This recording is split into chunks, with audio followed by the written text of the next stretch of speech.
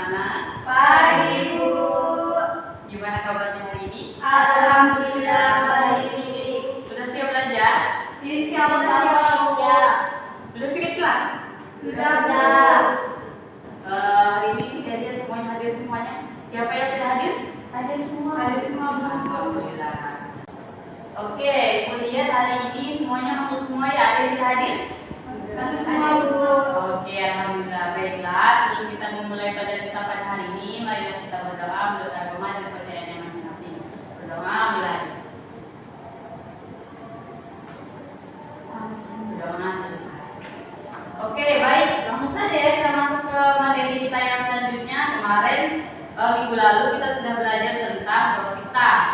Pada minggu ini kita masuk ke bab selanjutnya yaitu ekosistem. Ada yang tahu apa itu ekosistem?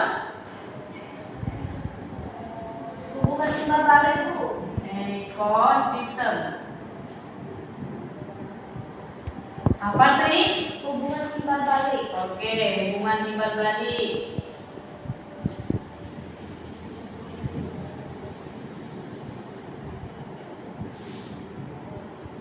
Ada lagi? Bu. Apa ini?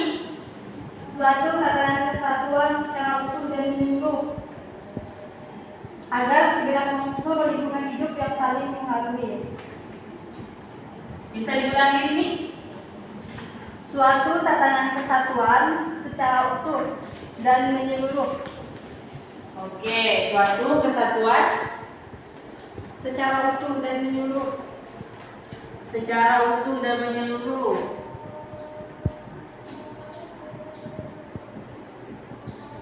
Dan menyeluruh. ya, Bu. Ada lagi?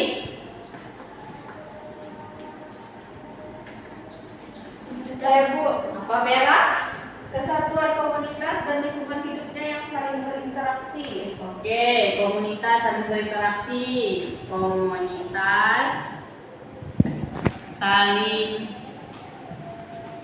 berinteraksi.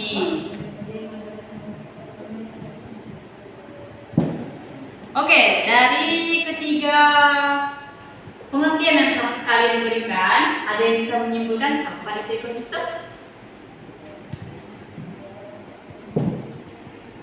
Lebih singkatnya lagi, ada yang bisa lebih menjelaskan di garis besarnya? Saya, Bu. Oke, Sri, silakan. Bapak. Hubungan timbal balik antara makhluk hidup dengan lingkungan sekitarnya. Ekosistem juga bisa dimaknai sebagai tatanan kesatuan utuh dan menyeluruh yang terjadi antara unsur lingkungan hidup yang saling mempengaruhi. Oke, benar. Ekosistem itu terbagi, benar sekali yang dikatakan oleh Sri tadi, dan juga ini juga sudah benar yang kalian kasih baik materi penjelasannya. Jadi ekosistem itu terbagi menjadi beberapa bagian. Yang pertama ada ekosistem Abiotik. garis besarnya dulu. Biotik. Ekosistem laut. Laut. Nah, di dalam laut ada biotik dan abiotik. Biotik dan abiotik. Apa itu biotik dan apa itu abiotik?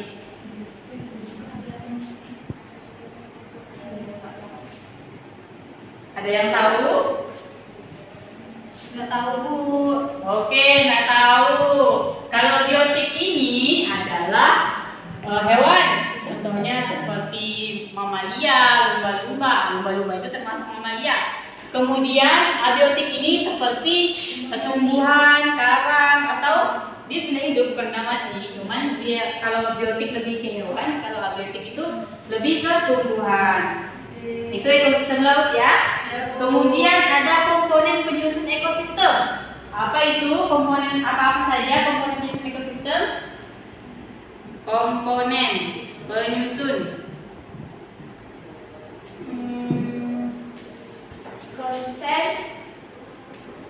Produsen. Dekomposer. Konsumen.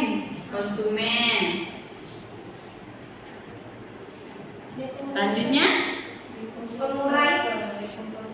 pengurai atau bakteri dan pengurai. Oke, ada lagi? Udah, Bu. Udah? Ya, Bu.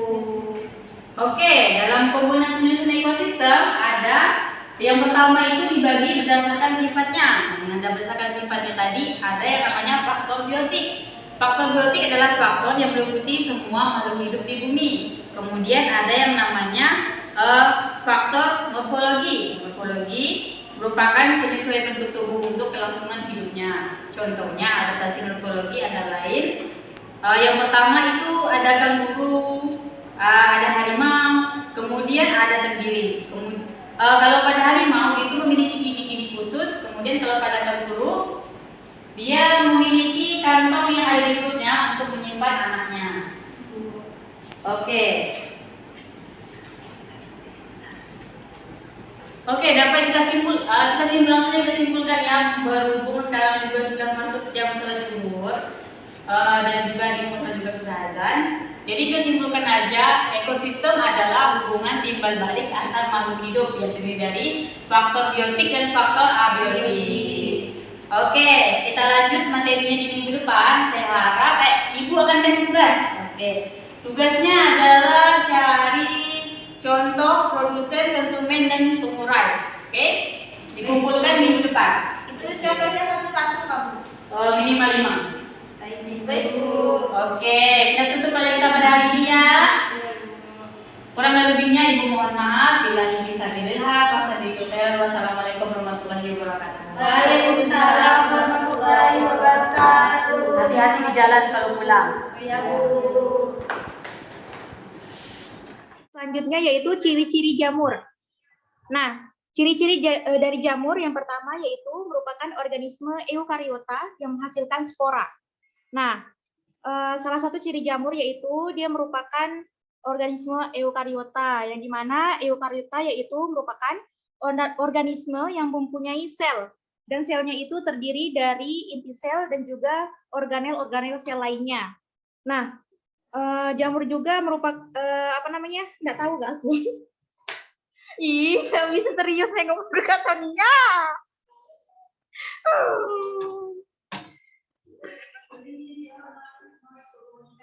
Dia tuh udah capek. Jadi cuman lah nih, udah.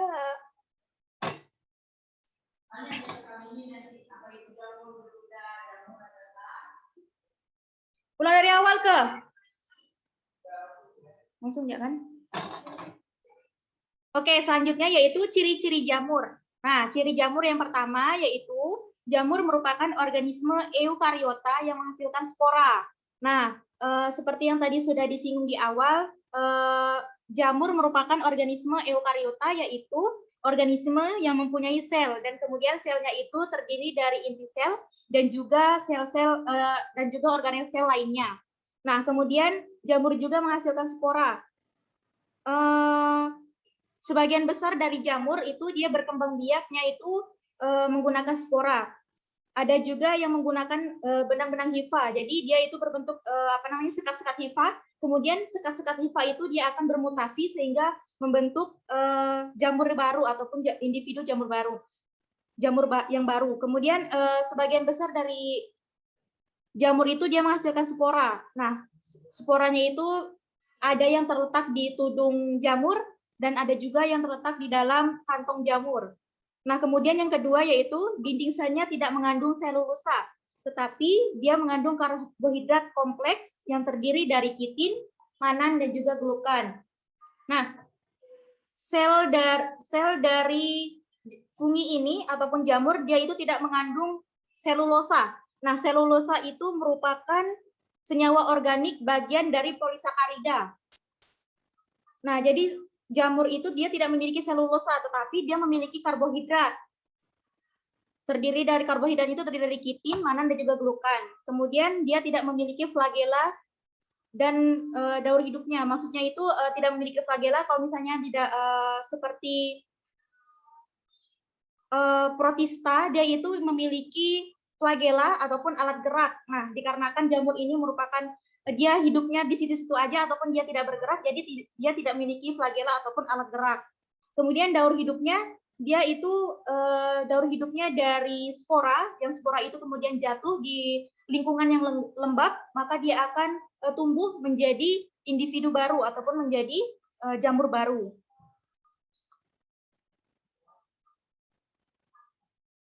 Kemudian selanjutnya yaitu klasifikasi jamur. Nah, jamur itu diklasifikasikan ataupun kelas dari jamur itu ada 4. Yang pertama zygomicota. Nah, zygomicota itu merupakan jamur yang terdiri dari tadi benang hifa ataupun sekat-sekat hifa. Jadi jenis jamur ini dia memiliki sekat-sekat hifa. Dia tidak struktur tubuhnya itu tidak seperti jamur-jamur yang biasanya dia memiliki akar, batang, kemudian dia memiliki tudung jamur, melainkan dia itu terdiri dari ruas-ruas hifa. Nah, ruas-ruas hifa itu digunakan oleh jamur itu sendiri untuk berkembang biak. Jadi hifanya itu dia akan putus ataupun bermutasi, kemudian dia akan menjadi jamur baru. Kemudian yang kedua yaitu kelas Ascomycota. Nah, Ascomycota ini dia bereproduksi dengan spora yang berada di kantong. Jadi jamur kelas Ascomycota ini dia memiliki kantong yang di dalam kantong itu dia terdapat spora. Biasanya kalau kita lihat itu yang biasanya kita temui itu jamur jerami yang berbentuknya seperti kancing bulat. Nah, itu kalau misalnya dia sudah dewasa, dia akan mecah ataupun pecah kantongnya itu, dan dari kantong itu akan keluar seperti butiran-butiran spora atau seperti debu gitu ya. Nah, itu merupakan butiran-butiran dari spora yang kemudian spora itu kalau misalnya dia jatuh di tempat yang sesuai dengan suhu untuk jamur itu untuk hidup, maka dia akan menjadi individu baru. Kemudian yang ketiga yaitu Basidiomycota. Nah, Basidiomycota yaitu jamur yang memiliki tudung jamur. Nah, jadi Basidiomycota ini jamur yang seringkali kita temui. Seperti contohnya yaitu jamur tiram, kemudian jamur jerami, dia itu memiliki tudung dari jamur itu sendiri. Nah, di tudung jamur itulah terdapat spora yang nantinya akan menjadi individu baru. Kemudian klasifikasi yang keempat yaitu Deuteromycota. Nah, Deuteromycota itu jamur yang tidak sempurna, dalam artian dia tidak bisa dibedakan mana tudung jamurnya, kemudian mana batang jamurnya. Dia itu kalau misalnya dalam plantai ataupun tumbuhan itu seperti lumut. Dia tidak memiliki kalau lumut itu kan tidak bisa dibedakan mana daun sejati, mana pohon dan lain sebagainya. Kalau misalnya jamur ini dia masuk ke dalam Deuteromycota. Dia tidak bisa dibedakan mana tudungnya, mana batang jamur, kemudian mana akarnya. Dan kemudian dari kelas Deuteromycota ini dia belum kita ketahui cara bereproduksinya gitu. Jadi kita belum bisa tahu itu reproduksinya secara spora ataupun secara hifa seperti Zygomycota. Oke, yang selanjutnya yaitu cara reproduksi pada jamur. Cara reproduksi pada jamur ada 2, ada seksual dan juga aseksual. Nah, reproduksi pada jamur secara seksual dia melalui kontak gametogenium dan konjugasi. Nah, yang dimaksud dengan gametogenium yaitu kalau misalnya di dalam perkembangan sperma itu namanya spermatogenesis. Kalau misalnya di dalam spora ataupun jamur itu dia namanya gametogenium. Jadi di mana jamur itu berasal dari spora, kemudian dia berubah menjadi individu baru, itu namanya gametogenium.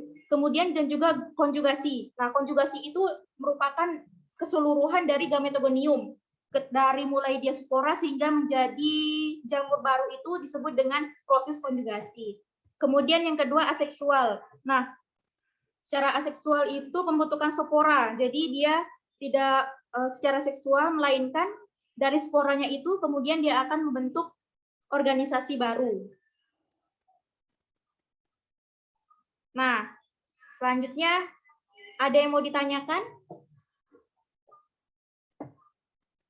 Ya, silakan yang masih belum paham silakan ditanyakan materinya.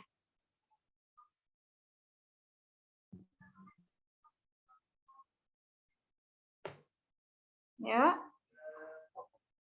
Saya Bu mau bertanya, ya silakan Irfan. jenis jamur apa yang bisa dimakan Bu? Oke, pertanyaannya jamur apa yang bisa dimakan? Nah, tadi kan dari klasifikasi jamur itu ada 4 klasifikasi ya. Ada Zygomicota, Ascomycota, Basidiomycota, dan juga Deuteromycota. Nah, dari keempat klasifikasi jamur ini, yang lebih banyak bisa dikonsumsi ataupun yang biasanya kita konsumsi dalam kehidupan sehari-hari itu yang klasifikasi ketiga, yaitu Basidiomycota.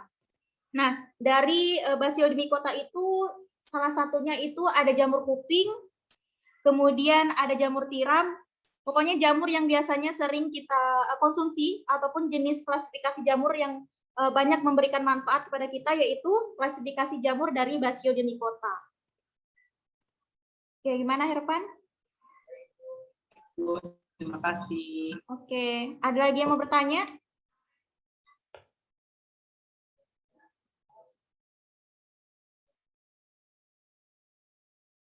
Oke, kayaknya udah nggak ada yang nanya, paham ya? Oke, kalau misalnya sudah paham, kita cukupkan perkuliahan kita pada hari ini. Kita akan bertemu di pekan depan untuk materi selanjutnya. Terima kasih kepada teman-teman mahasiswa yang sudah bergabung di perkuliahan siang ini. Saya akhiri. Wassalamualaikum warahmatullahi wabarakatuh. Warahmatullahi Warahmatullahi wabarakatuh. Terima kasih, Bu. Ya, sama-sama.